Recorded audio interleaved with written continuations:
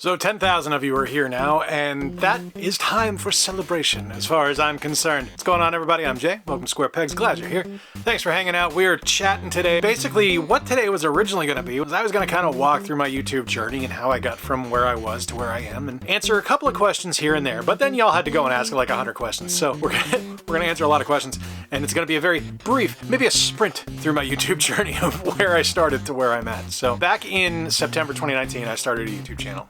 This one, in fact, go figure. The idea was that I was going to talk about video games, and I have told this story on the channel in the past, but I was experiencing some severe bouts of social anxiety, and I didn't really know how to come to cope with that or how to come to grips with that. So my brain thought it was a great idea to speak to a camera because that would exercise the demons, and no, it didn't help. I did under 10 videos the first probably 6 months of the channel, and that was enough. I was happy with it. I didn't need to do anything else. And then the world shut down.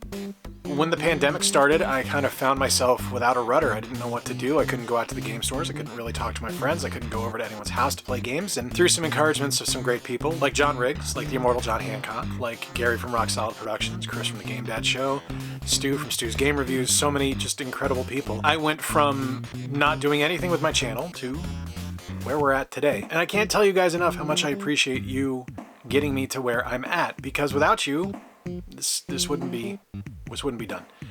So with all that said, and with the brief thank yous out of the way, I just want to hop into the questions. So let's get going. We're just going to keep the camera rolling. We're going to answer the questions and go from there. All right, so first question comes from John Riggs. And John says, if you can, name one project that you worked on that was never released. All right, so if you're new here, I used to work in the game industry. I used to work at Electronic Arts Tiburon down in Orlando, Florida. And I primarily worked on sports titles, and that was the main thing I did. But there was a couple other ones thrown in here and there. But as far as stuff that was unreleased, there is one I can think of off the top of my head. And if you guys remember, I believe it was back in the 16-bit generation, there was a game called Zany Golf, which was a mini golf game that EA put out. And we were actually working on a remake of it for the Wii that had really good promise. The Tiger team was working on it in kind of the Tiger off season, and I was really excited to do that. And yeah, it got canceled. And then my employment got canceled a couple months later. So we were in a weird time at EA where the industry was kind of rapidly changing, and we had just had the 2008 economic crisis, and they were shortening things up, and unfortunately that game just did not make the cut. Which sucks because we had some really promising ideas and it was going to be really fun. Retro Rob says, if you had endless money or wealth, would you still do this? And I can say yes, unequivocally. I would be absolutely doing this because I love making videos. I love the entire process of it, from concept to delivery. Everything in between I think is a blast. Setting up shots, coming up with ideas for what the videos are going to be, editing, the voiceover work. I have found a hobby that I would love to turn into something I do permanently. Don't get me wrong, I love my career. I am a software quality assurance engineering lead, and I'm very good at that, but I really enjoy this. I love being able to talk to people and entertain, and I always wanted to be an entertainer growing up, and this is as close as I can get to that right now, because I mean, I got a face made for radio, so I'm not going to be a movie star or anything like that, but I love being able to talk to you guys about games and just the things that interest me. So would I do this if I were like endlessly wealthy? Absolutely. Probably more often, in fact. Dr. Scott from the Game Closet, good friend of the channel, says, do you have an original idea for a game that you'd love to see produced and published? Who is your favorite gaming console company of the past 50 years and why? And who would be a better Van Halen frontman, Ben Stein or Scott? Scott, I love you, but I'm going to answer the last question first. There's just something gnawing at my brain about needing to see Ben Stein sing Jump. So I gotta go with Ben on this one. And I think his take on Right Now, or actually Ben Stein's rendition of Ice Cream Man, would be incredible. My favorite game publisher or console producer over the last 50 years is Sega. Sega doesn't miss for me. Every single thing that they have made, I love, and I will love it forever because I just think their consoles are fantastic. I love their games, I love their characters, I love their IP. Sega is number one with a bullet for me. Original ideas, that wasn't really my thing. I'm a creative guy, but that was never the direction I went when I was in the industry. I have ideas for games now, and I will probably end up working on them sometime this year, but the main idea I have right now is an NES-styled game that features our older dog Tessie, who passed away a couple of years ago. I just had the idea after she died to do something kind of tributing her, and That may happen eventually. I don't know. I've messed around with NES Maker, but I'm not great at it. But mercifully, Joe and the gang over at NES Maker actually are putting out some stuff to actually help people with some tutorials. So I'll be doing hopefully some of that this year. David Linkhouse says, which game have you played the most in your life, or a game you play quite often? The one I have played the most in my life is without question NHL 95. Easily the thing I've played the most often, and something that I just love. I know a lot of people prefer 94 or 93, and that's fine. I'm not going to take that away from you. We all like what we like, but for me it's NHL 95. That was my chicken noodle soup game for years. Whenever I was sick or I was down, that was the one I'd pop in and play, and it still happens today. Another game I play quite often though, and I've talked about this one many times in the past, is my favorite RPG of all time is Suikoden 2, and that one is one that I play annually. I play it every single year. I collect all 108 Stars of Destiny, and just that's what I go with. Thor Korgard asks, what item in your collection holds the most personal significance for you? That's a good question. Let me grab it. All right, you guys know me. I can't pick just one. So I'm going to go with three. First and foremost is this copy of Suikoden 2. It's my favorite game of all time.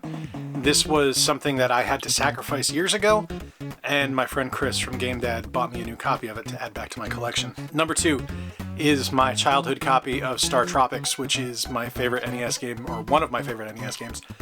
And number one, though, is this autographed copy of Henry Hatsworth and the Puzzling Adventures. It's a game I worked on the Nintendo DS back at Tiburon, and it is signed by my entire test team. These are things that I'll never get rid of. They're incredibly important to me. I have a couple copies of Tiger Woods PGA Tour 10 autographed by my test team as well.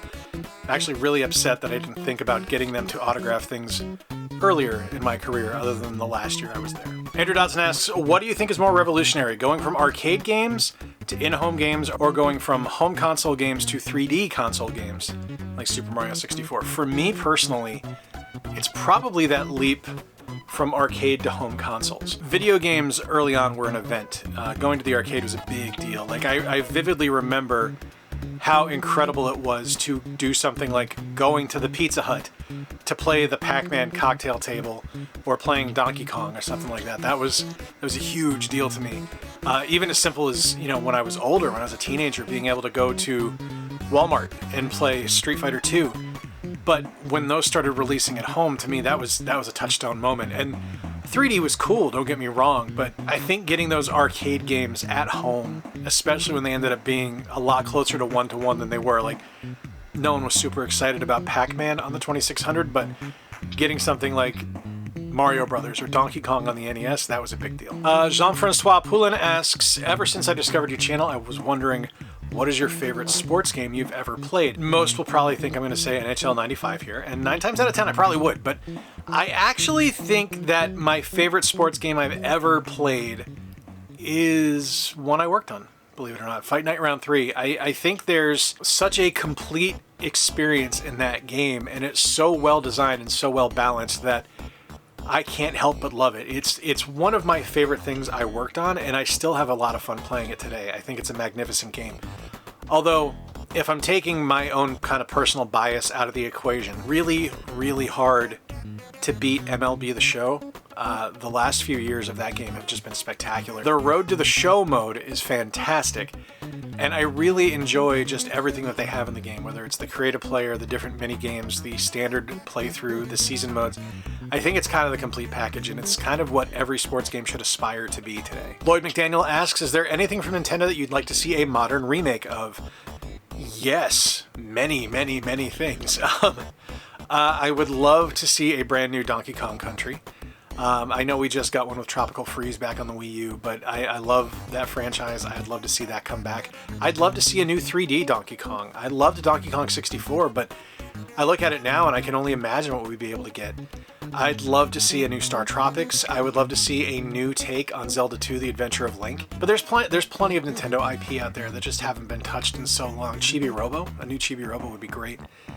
A new Wario World, a new Wario Land, Wario anything that isn't WarioWare. Yeah, please, any of that. I would love to see it. My friend Aldo says, US or Japanese candy cabs for arcade, which do you prefer? And what is the most visually striking arcade cabinet you've ever seen? I prefer candy cabs. I think there's just something kind of cool about them, and probably because I didn't grow up with them, it's something that's still kind of foreign and kind of unique to me.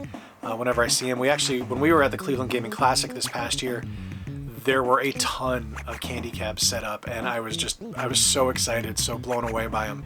It was something I commented to Chris from Game Dad when we were there, that I was like, that's something I want to own one day. I want to have a candy cab. Visually striking though, I remember the first time I saw, and this is going to be a weird answer because I think when most people think of visually striking, they're probably thinking like bright flashing lights like DDR or like the Tycho Drum arcade cabinets or Guitar Hero arcade. But for me, there was a Speed Racer arcade game back in the 90s. And I remember the first time I saw it, I was so excited because I'm a huge Speed Racer fan, one of my favorite animes.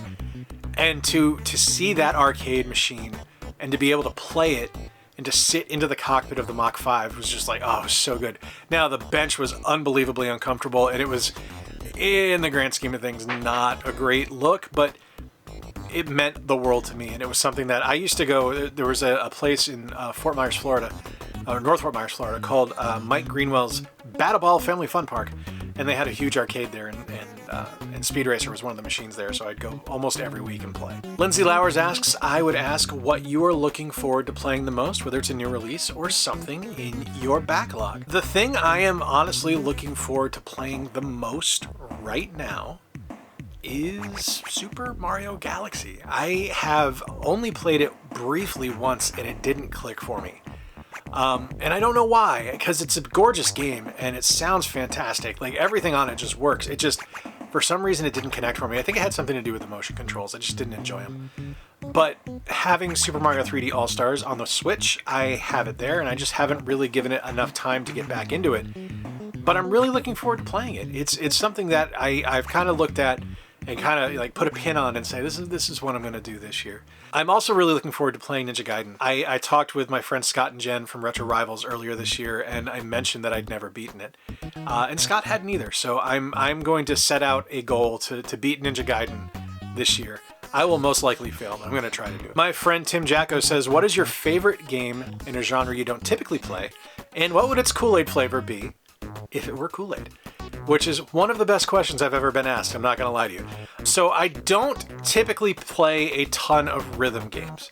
I like rhythm games, but I don't play them because I have no rhythm. So for me, I would probably go with Jammer Lammy, which is something I would love to play again. And now that I just got a free CRT last year, so now that I have that, I can play that again, which will go a lot better than trying to play it on a flat screen where the timing is just miles off. And if Lammy were a Kool-Aid flavor, Lammy would 100% be Fruit Punch. Like just the sweetest fruit punch out there because she's just the best. I love that game. Jennifer Burns asks, part 1, who's your favorite retro rival and why is it Jen?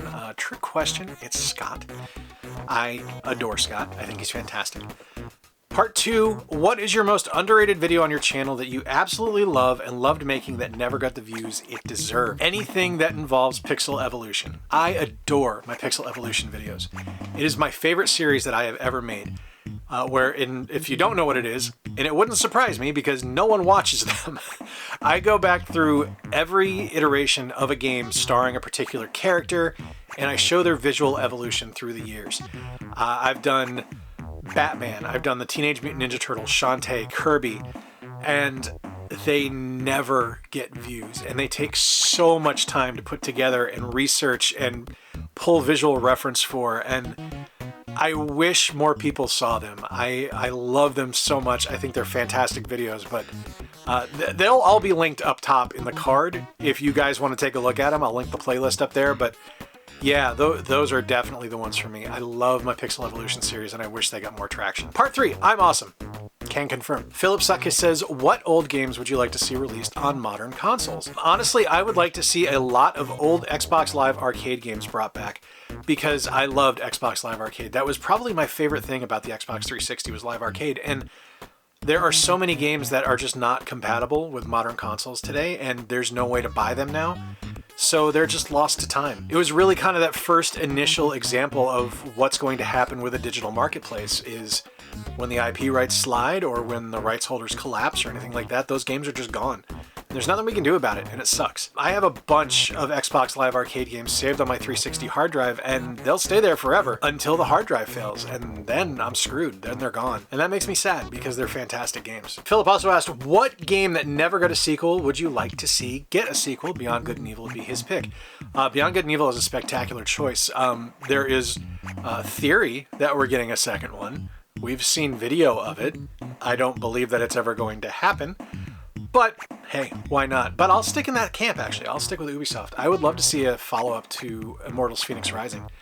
I loved that game. I am so annoyed that we're not getting the sequel that was promised, because I think that universe is just ripe to make incredible games. I think they're making good use of the Assassin's Creed engine and making something truly unique, and unfortunately it's just not going to happen. Justin Leclerc asks, aside from ice hockey, what is your next favorite NES game that is not a major title? So not Mario, not Zelda, nothing like that. And that is a fantastic question. I think it's a fantastic question because you're taking Mega Man out of the equation by saying not a major title, because you kind of hamstring me there by doing that. But there's a few that I really like on the NES. There's stuff like Blaster Master, which I think is brilliant. Kabuki Quantum Fighter, Power Blade, Shatterhand.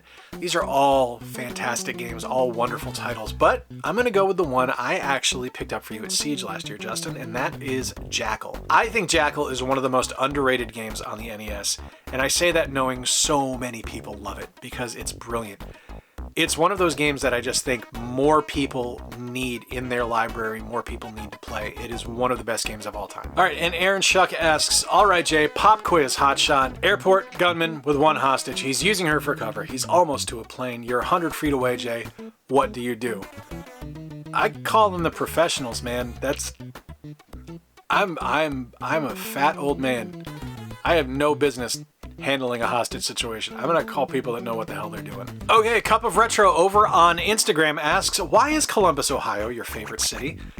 I love Columbus, legitimately love Columbus, and I know I have gotten some absolute BS responses from people by saying that. It is from people that have either one, never been to the city, or two, have never given the city the time of day when they are there, because Columbus is just loaded. It is a geek mecca. First off, Big Fun is one of the best toy stores I've ever been in. It is magnificent. There are so many amazing retro gaming shops around town. A bunch of half-price books as well. There's two fantastic conventions in Columbus between Torg and Korg's, bookending the year. You get Torg in November, you get Korg's in May or June. It's a great way to spend 6 months by filling up all that time going to a fantastic city, collecting great games, and their hockey team has a cannon that they fire when they score a goal. I love Columbus. It's an awesome place. And on top of that, the people there are wonderful. Between just the amazing people that I have met at the conventions and people like Jared and Eric from Retro Gaming Pandemic, two of my just absolute favorite guys on the platform. It's a cool city. I love being there. I can't wait to go back. I'll be there twice this year. I will be there at Korg's in June, and I will most likely be at Torg at the end of the year. We're still talking about that, but I would be shocked if I'm not there. GameCube Galaxy, who if you are not subscribed to, you need to be. He also just crossed 10,000 subscribers. Well deserved, Marcello. Thank you, my friend. Love you, sir. I am so proud of you. He said, I need to know if there was any game you'd love to see either remastered or remade from the 6th gen era, what would it be? 100% Billy Hatcher and the Giant Egg. That is such a fantastic game on the GameCube. One of my all-time favorite titles, and something that I think is just perfectly made for something like the Nintendo Switch. Like, when we got Sphinx remastered this generation, I was so excited because I figured we were going to see something like Billy Hatcher remastered, and it just never happened, and that sucks. But yeah, I would go with Billy Hatcher and the Giant Egg. Oh, it's such a good game. I love it. Mort's Garage, another fantastic individual. I was so excited to have met Mort last year at Siege. He asks, what is your favorite video that you have made on your channel? Now, I can go two ways on this one. My favorite video that I've ever made on my channel is probably my ranking EA Sports Big video, just because that's been the one that's brought in the most people, the one that's given me the most probably coverage, subscribers, view time, revenue, the whole nine. Everything from there has been mainly because of that. Any success I have there outside of influences like Gaming Off the Grid, John Hancock, John Riggs, people like that supporting the channel and shouting me out, it's because of that video. And it going viral last year was a huge part of my channel's success. But the one I am most proud of, the one that I have put the most time and effort into, that I really truly loved, it's one of two. It's either my pixel evolution of the Ninja Turtles, which I thought was great, and I thought I did a really good job on that one, or my recent Spider-Man ranking video, where I tried some new stuff. I tried some different B-roll techniques and more talking head sections during my ranking videos, as opposed to just going game to game to game to game. And I really think that it worked really well. I wish it had connected a little bit more with people, but I also know it's a 45-minute video, so that's going to happen. But those two are probably my two favorites. I think those are the ones I'm most proud of. Brass Processing asks, how did you get into the game industry and how did it lead you to where you are now? How I got into the gaming industry is not a terribly exciting story. It's a ridiculous story and it's a funny story, and I'm happy to share it, but it's not something I really think is a viable option for most people. I was legitimately right place, right time. I was a telemarketer. I worked for Scholastic Books at the time. I was selling Captain Underpants on the phone to grandmothers and getting yelled at for selling vile, disgusting books like Captain Underpants. And yeah, I hated my job. I kind of hated my life and desperately needed something new. And a friend of mine was going to school in Orlando at the time, and some folks from EA had come in. He was going for computer animation and said, hey, we're hiring for testers. And I said, you know what? That sounds a lot better than getting yelled at by old ladies. So I tossed a resume in, and fully expecting never to hear anything.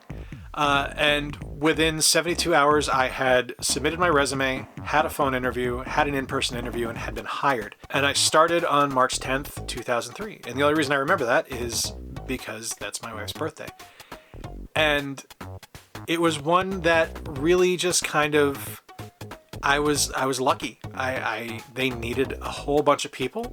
They were going into alpha for games like NCAA football and Madden and NASCAR, and they needed blood, and I was happy to provide it. I was told when I got hired, don't expect to stay. It's a temporary gig. We're only guaranteeing people 6 months.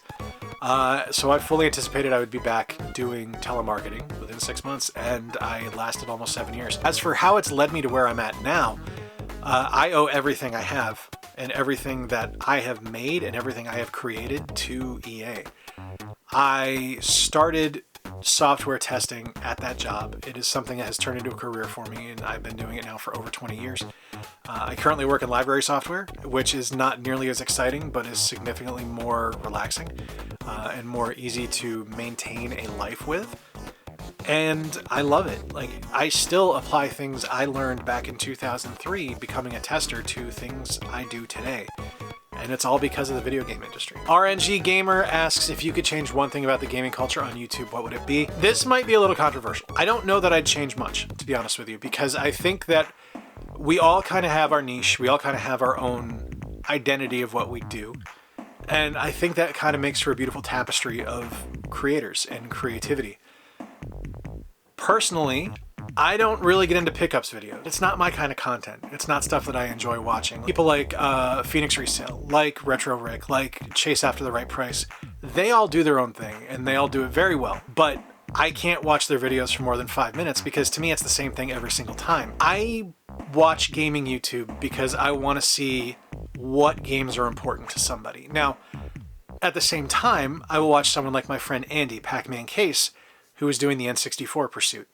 Or Mr. Rightway, Steve Wright doing his PlayStation Greatest Hits pursuit, or watching Pixel Game Squad with the NES pursuit. These are all people that have gone out of their way and said, this is what we're after, this is what we're going for. Gabbo does that, going down the NES hole. You know, this is all stuff where there's an end goal in sight, and it's not just, I spend money and get things. Like, I don't care. I really don't care about that. But again, they're more successful than me, so they're doing something right, you know? And I'm not going to decry anything that they do because they're very talented at the work they do. They're very talented at the things they film. Their editing is spectacular. Their work is great. It's just not for me. I need a story. I need to know what games you like. I need to know the things you enjoy for me to care. When it's just, I spend money, it's not my thing. I just don't get into it. Generation Pixel asks, what is your one most coveted gaming holy grail, be it hardware, software, or anything gaming related? Supplementary question, who's the prettiest Scotsman on YouTube? 1000% the prettiest Scotsman on YouTube is my friend Stuart from Generation Pixel. I do miss the blue hair, I will be honest with you, but Stuart is legit one of my favorite people. He's magnificent. I cannot wait to go see him next year. Oh yeah, I'm going to the UK next year, so there's an announcement. But yeah, no, he's amazing. If you haven't subscribed to his channel, please do so. My gaming holy grail is something I will never have, and I'm okay never having it, but it is a GameCube test kit that is an NDP cartridge reader, because I have so many great memories of having the different NDP cartridges, which had 4 different dips on it, which you were able to have 4 different disc images on to be able to pop in and play. And it was always cool because you'd find some like old version of Madden or something on there, which I loved. I would love to just have that on the shelf. Like, I've got my Wii test kit, which I love, but yeah, the GameCube one is the grail for me. And Coach Brett Owens, who is legitimately one of the most positive, wonderful, amazing people on Instagram, asks, you've probably talked about it before, but I need to know why Suikoden 2 is your favorite game. And I don't know that I actually have talked about why it's my favorite game of all time before, but I'll happily do so now. So, Suikoden 2 is a game that I took a complete flyer on. It was something, if you guys remember back in the Halcyon days of the 90s, we had Toys R Us, and R-Zone was where they had all of their video game stuff. And there was always a clearance rack in R-Zone where you'd find some random-ass PS1 game or N64 game for like $5.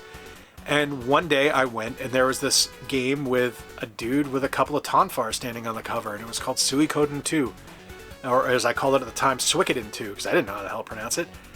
And I looked at the back, and it looked interesting. It was a JRPG, and I love JRPGs, so I was like, all right, yeah, sure, I'll give it a shot. Why not? And I took it home, and I played it, and was just immediately blown away by the storyline, the characters, the music, the combat, like everything in it. Like, it takes everything from just a great JRPG, tosses in a little bit of Pokemon by having to collect all 108 Stars of Destiny, has some real-time strategy stuff in there with the army battles, has a castle mode where you actually have to build your castle out.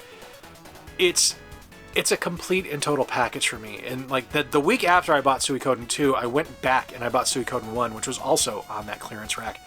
And that was how it became my favorite series right there. All right, some more here from Instagram. Movie Cheer Podcast asks, if you could revive any video game series from modern systems, what would it be? I would do Star Tropics. I really think there's...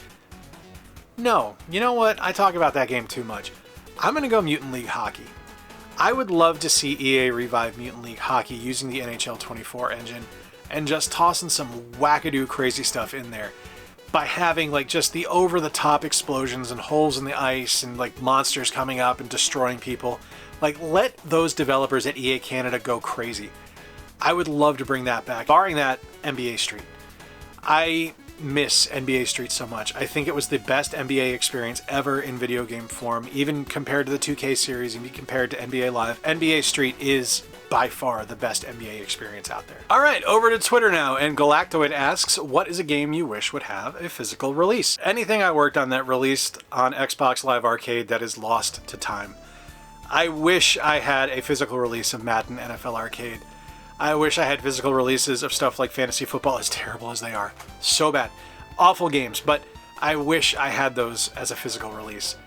Other than that, something like Citizens of Earth, which was a really fun kind of game on the Wii U that was a little bit Earthbound. It was a bit of a weird game, but I really enjoyed it. I'd like to see something like that with a physical release, and I'm actually kind of surprised we haven't gotten that on the Switch as it is. Retro Wildlands, one of my favorite podcasts, be sure to subscribe, says, do you think having a YouTube channel around video games takes away the magic when you play games now, or has the magic intensified? Intensified? No, it hasn't testified. Let's talk about the ugly side of YouTube gaming channels real quick. It has absolutely taken away from the magic of gaming. It is very hard to carve out time to just play a game when you're in the constant churn of content creation. And that sucks, because it's a little bit like working in the industry, because for a while there I didn't like games anymore because I was constantly working on them. But over probably the last, I'd say probably about 8 months, I've made sure to take time every week to just play something that I have no intention to cover, or no aspirations of covering. I take time to just play. And that's been really great, because finding that time to play something I'm legitimately interested in has been really good. Like right now I'm playing Batten Kaitos, the HD remasters on the Switch. I'm playing through the first one right now. And I've got no plans on covering that anytime soon, and it has been so rewarding and so much fun to be able to play that again and just have a good time with it. Retro Wolf 88, another fantastic channel, be sure to subscribe to Matt, asks, what is one game above all others you wish you had been able to work on in the past? Could be any game on any console at any point. Ooh, boy.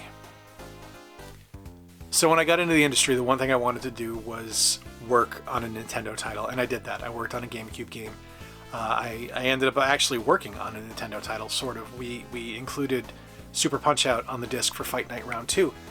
Which was a career highlight for me. But the one thing I never got to do when I worked at EA, and I'll keep it kind of centered to what I actually had the ability to work on, I never had the opportunity to work on an NHL title, which really sucked because I very badly wanted to. I almost did. I was like that close to working on NHL 06. We were going to be doing some support testing for EA Canada, but just unfortunately never panned out. So sadly that ship sailed. That's not something I was able to do, but I wish I had been able to work on an NHL game. That would have been amazing. Russ Lyman asks, my question, what conventions are you attending this year and where are we meeting up? Well, I am confirmed right now for Korgs, and that's it. I'll also be at Midwest Gaming Classic. But other than that, nothing 100% locked in yet. At least nothing that has been announced. There's some stuff in the works, but that's all I can really say right now. But for now, if you're going to be in Columbus, Ohio on June 1st, I'll be at KorgsCon. Or if you're going to be in Milwaukee, Wisconsin for the Midwest Gaming Classic the first weekend of April, I'll see you then. Wessel Sprouts asks, in your recent Kirby video game, you said you were picky about pinball games. What's your favorite video pinball game? This is a fantastic question, and I love it. My favorite video pinball game is Star Wars Pinball. The collection that released on the Switch back towards the start of its release. I love it. It's got like 20 tables on it. They're all fantastic. They all touch different themes. They all have different effects. But really it boils down to if Pinball Effects has touched it, chances are it's going to be great. I also really like Alien Crush. I also really like Crewball. Kirby Pinball just didn't click for me for some reason. Not sure why. Wessel Sprouts also asks, what are your favorite retro conventions in the Midwest? Midwest Gaming Classic is a convention that everyone needs to go to at least once. It is spectacular. KorgsCon in Columbus, Ohio, as well as Torg in Columbus, Ohio, are magnificent. The Cleveland Gaming Classic is wonderful. Kind of stretching the idea of what a Midwest convention is, but Pittsburgh Gaming Expo is wonderful. I really, really enjoyed my time at the Illinois Game Con. There's a lot of great shows in the Midwest and a lot of great opportunities to see some really cool games here in the Midwest. The Rust Belt is rich with great game conventions. Piano Man Freak asks, what was it like to work on games back in the day, stuff like the GameCube and the DS? Honestly, it's kind of like any 9-to-5. It was a lot of strong personalities in a small space with particular ideas of how things should go. A lot of necessary kind of rudimentary rigmarole that you had to work your way through every day to make sure things were done correctly. A lot of standards and practices that you needed to maintain to ensure that you were going to be within compliance when you released a title, and a whole lot of fun. Like, I can't say that enough. Like, I've said some kind of rotten things about my time in the industry just because I was really bitter when I left for a long time, and I didn't really get over that till the last couple of years. But there was so much fun had when I worked there, and so much incredible stuff that happened to me personally. Like, I wouldn't have my son without that job. Because of the benefits that I had working at EA, we were able to afford to have Victor. We wouldn't have had half of the adventures that we've had in our life without that job. And I wouldn't have the career I have today without it. Now, for more specific things, there were definitely some idiosyncrasies with each of those systems. Like the GameCube, you never got to test on a disc until the very end because the discs were expensive, so you had a cartridge that you tested on. The DS was really interesting because when we first got it, the development kind of demo units were in a cardboard box, which was really curious. But for the most part, the testing on that was really straightforward. You just popped a cart in and there you went. It was pretty self-explanatory. It wasn't really anything remarkable. It was kind of like any other job, just with a lot more strange, weird things happening because we were there for so many hours. It was, after 7 o'clock, the crazies came out, and we were the crazies. Ian Sellers asks, when can I go to Applebee's again? I hope soon, and I hope Applebee's cat is good. If you guys want to hear about the Legend of Applebee's Cat, let me know. Creativa asks a really interesting question. I've already answered part of it, so I'm going to ask I'm going to read off the second part.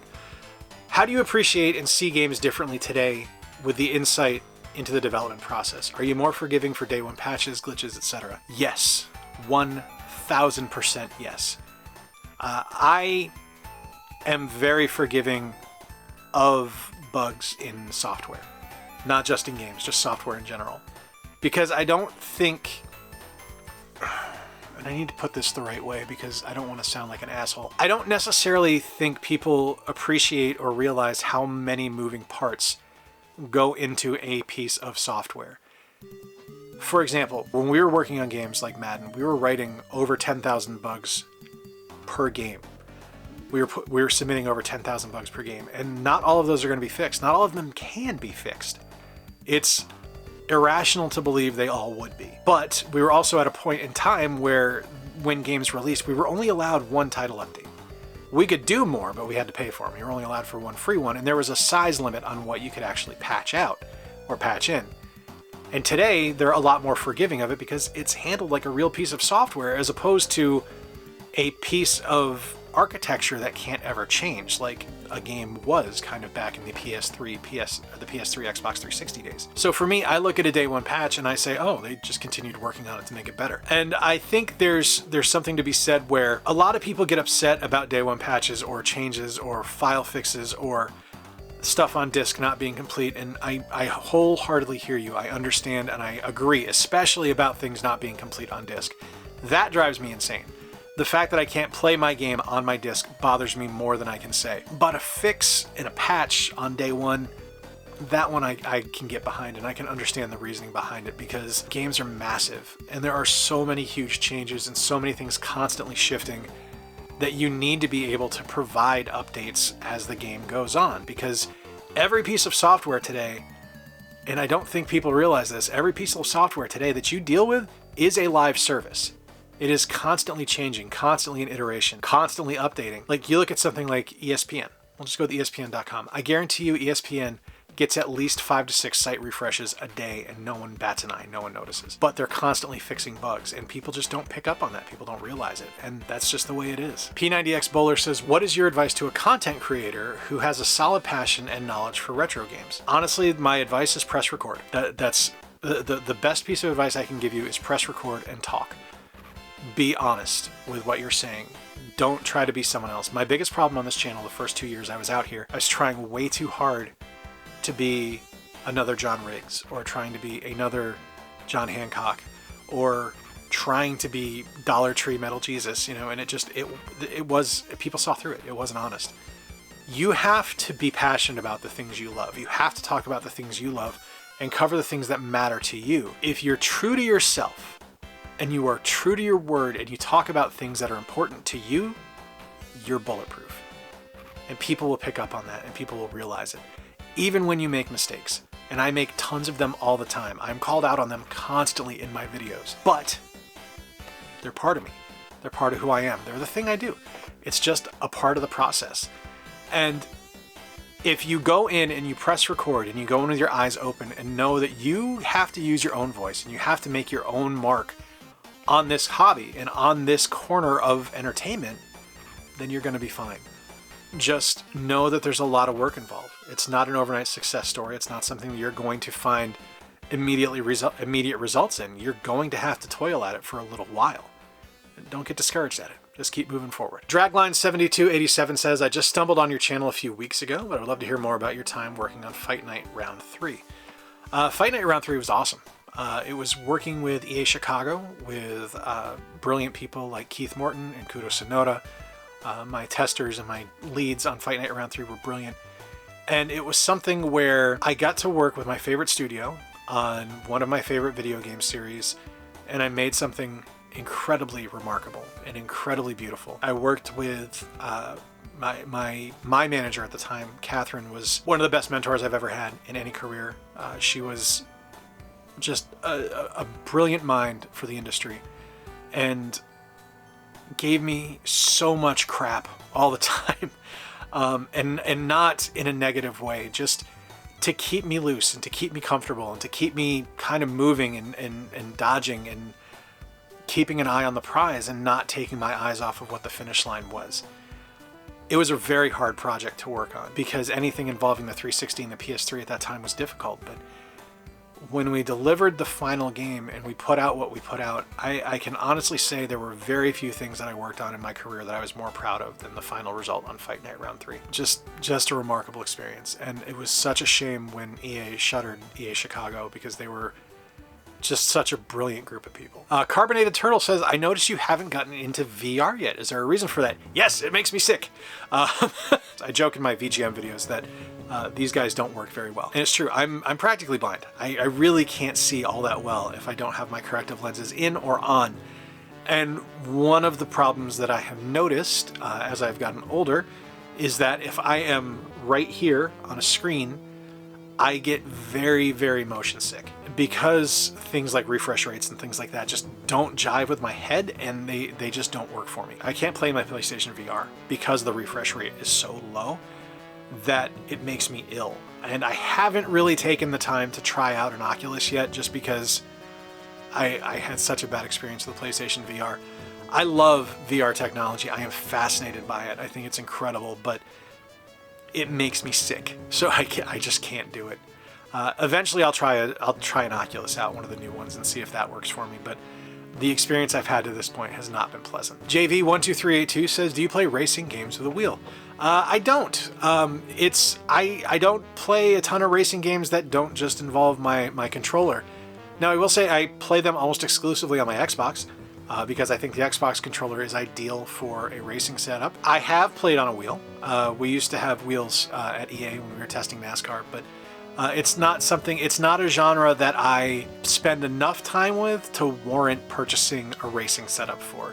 Now, my uncle, which I think is amazing, for his Xbox One, he has an entire racing rig in his bedroom, which is amazing. And I'll show some B-roll here of him and Victor playing on it last year, which I'm blown away by, and I love it. Like, he plays Forza and things like that, which are fantastic. But for me, I'm contented to just have a controller. Bill Cook 4768 says, "Is a hot dog a sandwich?" And I say no, a hot dog is a taco.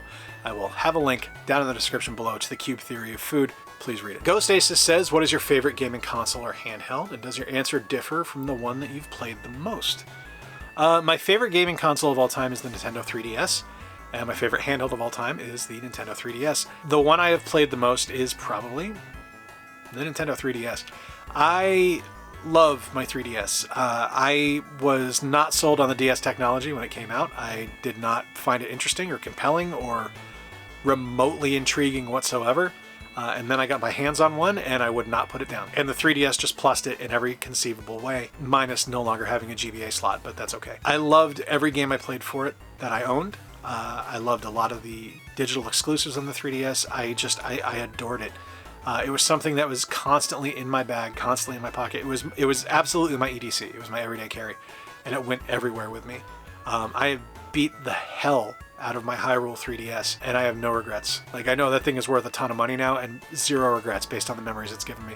100% my favorite of all time. And Lovable Idiot asks, "When were you introduced to video games, and what was the first game you played?" I was introduced to video games, I think, in 1983 or 1984. The first one I really remember playing was probably Donkey Kong in the arcades, but those are kind of vaporous, vague memories. I can't 100% say. The one that I vividly remember playing, and I can totally blame him for this entire situation. So if you don't like my channel, it's my cousin Greg's fault. When he lived in Portsmouth, Rhode Island, I was visiting, and he asked me if I wanted to play Atari with him. And I didn't know what Atari was, but he was my older cousin, and I worshipped the ground he walked on, and he wanted to play with me, his little cousin. And I wasn't going to say no. Are you kidding me? My older cousin, the coolest guy I know, wants to play with me. And we sat down in his room and we played Atari Super Football. And he worked me, just raked me over the coals from one side to the other, and I could not have been happier. It is one of the most vivid memories I have of my childhood, and one of the most positive memories of my childhood I have as well. It was something that I can't thank him enough for doing that with me, and it's something that, because of him playing with me, is the reason I'm doing this channel today, and the reason really the reason I got into the industry in the first place. Because without him doing that, I probably wouldn't have fallen in love with him the way I did. Because of him, I got my ColecoVision, I got my NES, I got my Super Nintendo, my Genesis, and that was what set the ball rolling. There you go, 10K Q&A. Bunch of questions asked by folks. I hope you guys enjoyed this, got a little bit more insight into me. We're almost to 11,000 subscribers already. It's only been a month and the channel just continues to blow up, and I can't thank you enough for it. We're just going to keep the party rolling forward, keep having fun with this. Just thank you so much for being here. I appreciate you guys more than I can say. You guys are the best. Thank you again for being here. If you really enjoy the work I do here and you wanted to support the channel a little bit further, you can either click that join button down below, become a channel member, or join me over on Patreon, become a patron over there. If you guys enjoyed today's video, please hit like, please subscribe down below. Until next time, remember, play more games, stay square, and take care. I'll talk to you soon.